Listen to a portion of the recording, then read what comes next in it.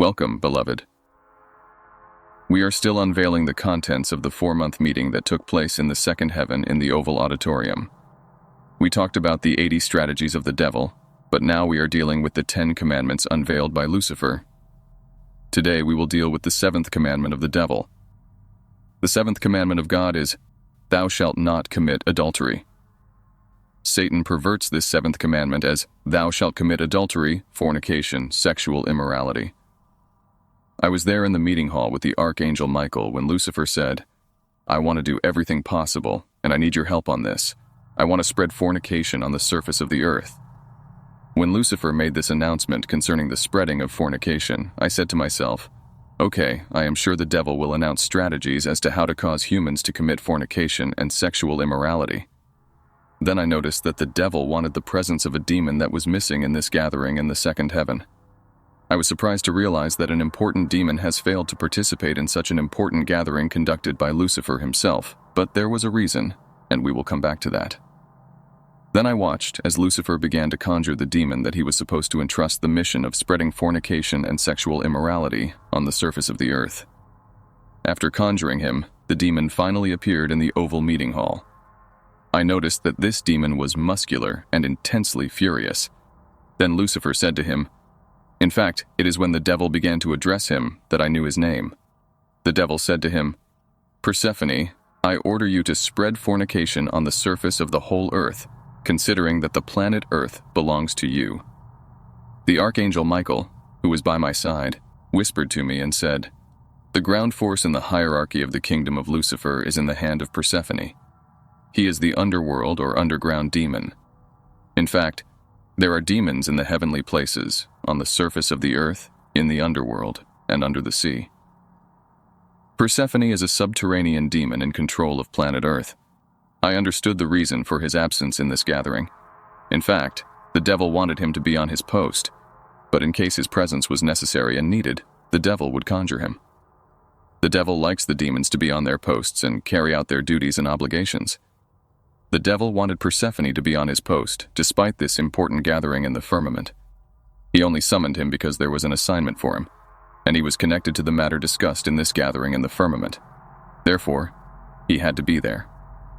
Then Lucifer said to him, "Actually, I felt the pain, as you live under the earth, and as all human beings living on the surface of the earth trample the ground that is under your rule and dominion, and as they are all connected to you. I entrust to you the commission of causing them to live in fornication because they are in direct connection with you, and they are in constant contact with the ground, which is the domain under your rule." I felt pain as the devil was talking because of the realization that anybody walking the earth and trampling the ground was under the dominion of Persephone, as he is in control of the earth. And I came to understand why every time I received a visitation from angels since 2007, I never saw them touching the ground. They are always suspended in space because the earth is controlled by Persephone. So the devil said to Persephone, "As humanity is in constant contact with the ground, and as they are all trampling the ground, I order you to transmit them your vibration so that they shall be animated by the spirit of fornication, prostitution, and sexual immorality through your vibration."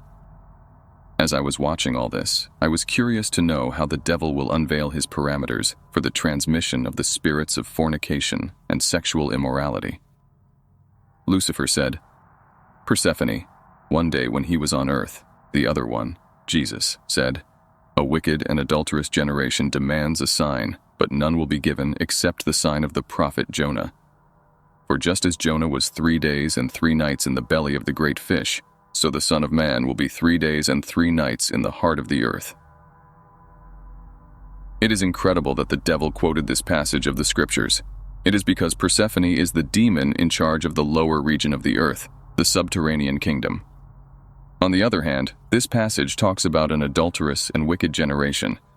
Actually, the devil has diversified and placed demons in every region, sphere, and domain of the earth and universe. In every sphere of the earth and the universe, there is a classification and organization of demons, in the firmament, under the sea, under the earth, and on the surface of the earth. He is not omnipresent, therefore. He has constructed his kingdom in a hierarchy and deployed demons in many spheres of the earth and universe. Under the sea, there is a religious power influencing the earth. As the scriptures say, "I saw a beast coming out of the sea." and somewhere it is written, "I saw a beast coming out of the earth." The latter is political power. The devil attacks religion from the power that is in the sea, and he attacks humanity through politics through the ground force of the power of the beast coming out of the earth. The beast from the earth causes political troubles and human sufferings. When the devil wants war and suffering on the earth, he uses political power through the ground force of Persephone stationed on the earth. As a result, there would be political instability with economic consequences. The devil makes nations suffer through politics, and he attacks the spiritual church through the powers stationed in the sea, which are the religious powers. Therefore, we must pray for those that are in politics, ruling us as many of them are in occultism. Lucifer ordered Persephone, the political demon, to spread sexual immorality and fornication on earth.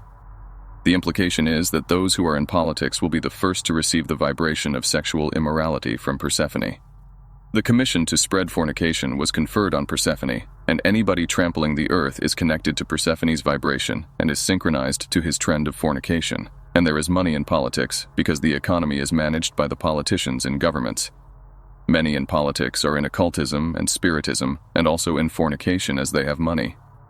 They have the spirit of fornication with their many mistresses as they are influenced by Persephone. We have to understand that the governments of the world are in covenants and pacts with Lucifer. They are controlled by the devil as the world system of politics is owned by him, and there are lodges where these contracts are signed. When these governments allocate money for the payment of workers, public or civil servants, these salaries are already infested and bewitched. They come under the influence of the power of Persephone. The devil is now affecting the world and human society through salaries that are controlled by his followers that rule in national governments.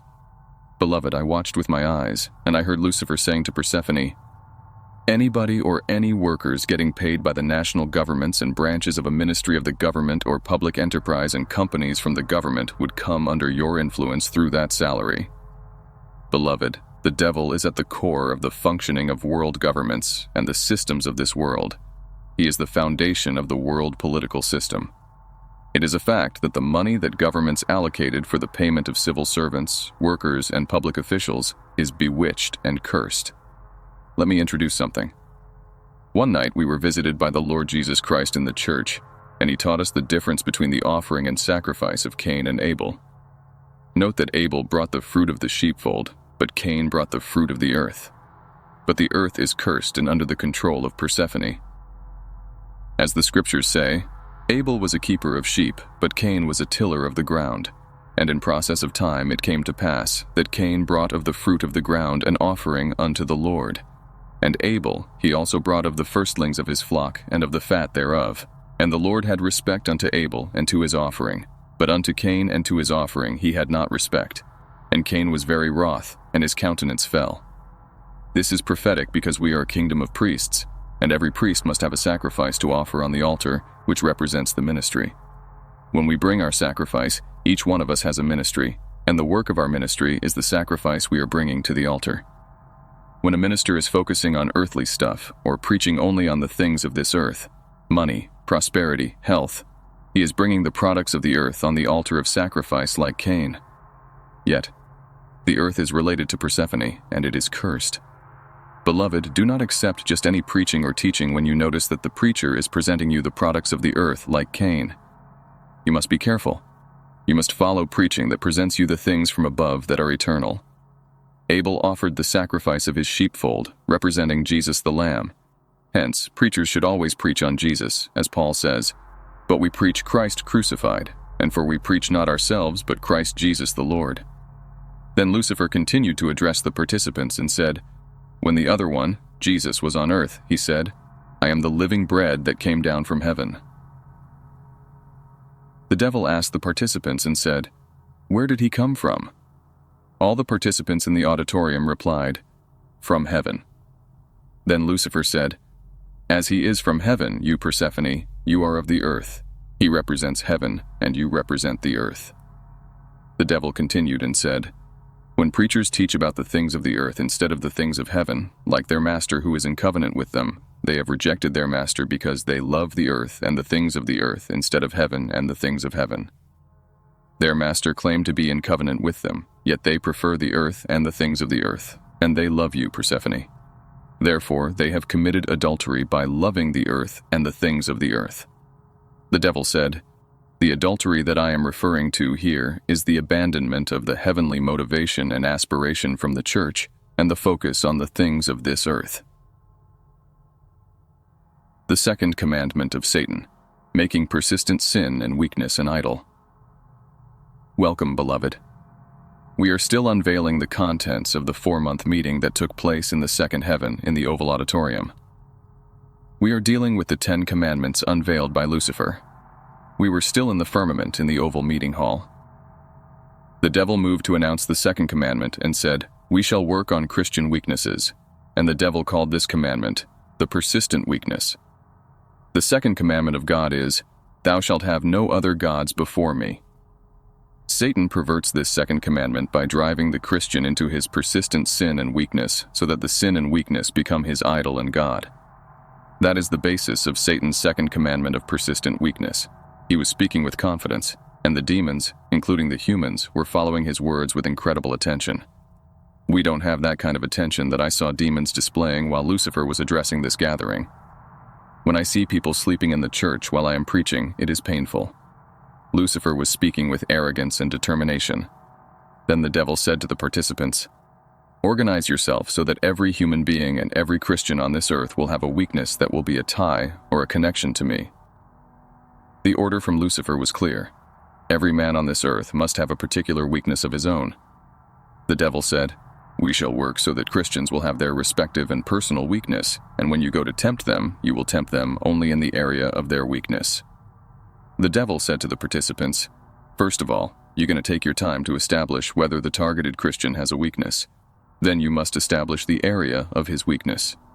Once you have established that a believer is weak in a specific aspect of his Christian life, then you may proceed to tempt him precisely where he is weak and vulnerable."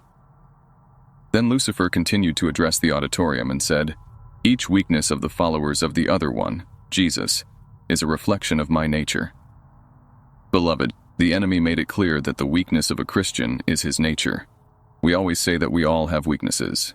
This means we all have Lucifer's nature manifesting in us. The devil said to the demons, "Any Christians having my nature in him is connected to me. There are a tie and connection between him and me, and as my nature is in him, he will be visible in our instrument, especially in our mirrors." The devil said as his nature is in the Christians, they will be connected to him, and they shall be visible in his mirror. The devil said to his demons, "You remember that I gave all of you my mirrors." In fact, previously, the devil distributed the mirrors to the participants of this gathering, and he said to the demons, "Before you go to tempt the followers of the other one, Jesus, you must first check in the mirror their thought patterns and their vulnerability. Then you can proceed." Beloved, this does not mean that demons can see or watch Christian thoughts, but negative thought patterns of believers can be observed in the satanic mirror because these thoughts are negative vibrations compatible with Lucifer. The devil insisted to the demons and said, "You do not tempt Christians in other areas except where they are weak, as that area or aspect of their lives will be displayed in the monitor because it is my nature." The devil said again, "Christians should not be tempted unless there is a chance that they will fall." The devil ordered the demons to attack believers only where they are vulnerable and weak. Then the devil said to the demons, "This is an order. When you go after a Christian having a weakness, you must be in a group of 1,000. When a believer is weak in a specific area, you will go after him in a group of 1,000 and tempt him. You must be in 1,000 to ensure that he will definitely fall."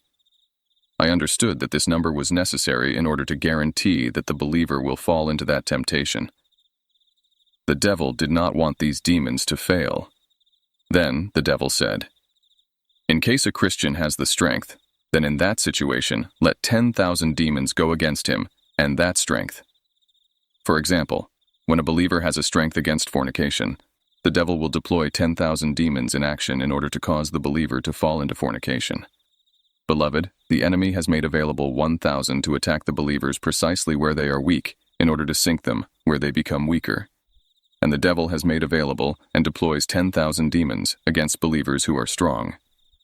In total, the enemy has deployed 11,000 demons in order to cause a Christian to fall into sin.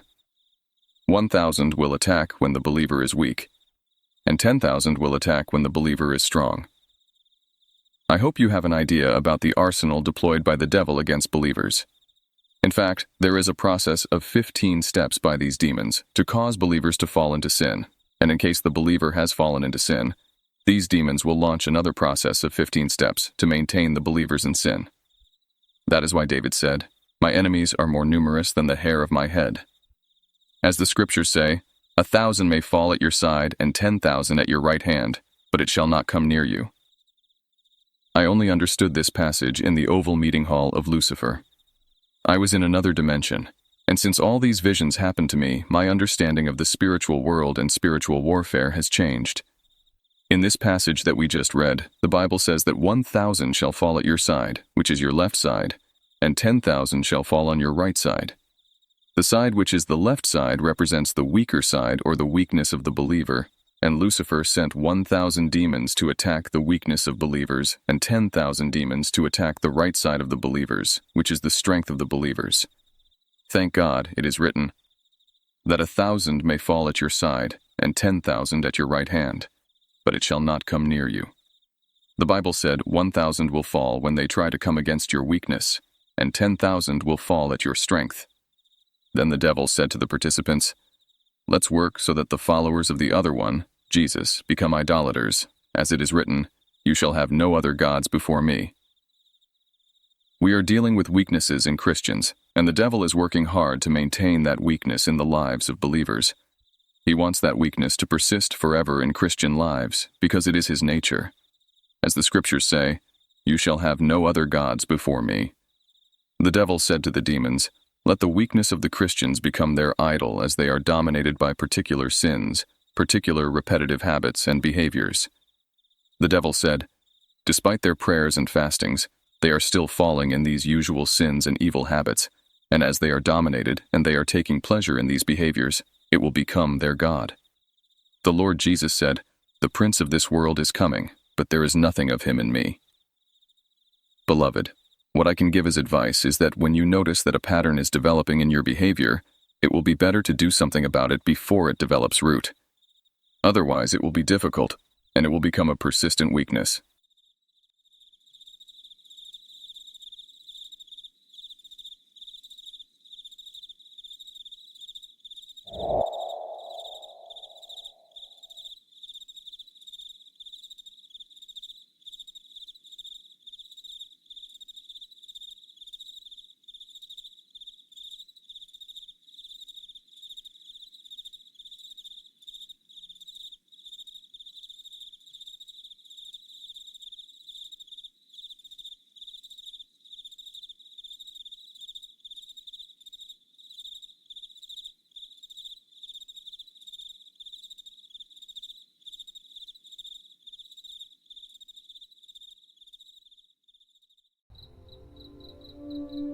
Hey everyone, thank you so much for watching.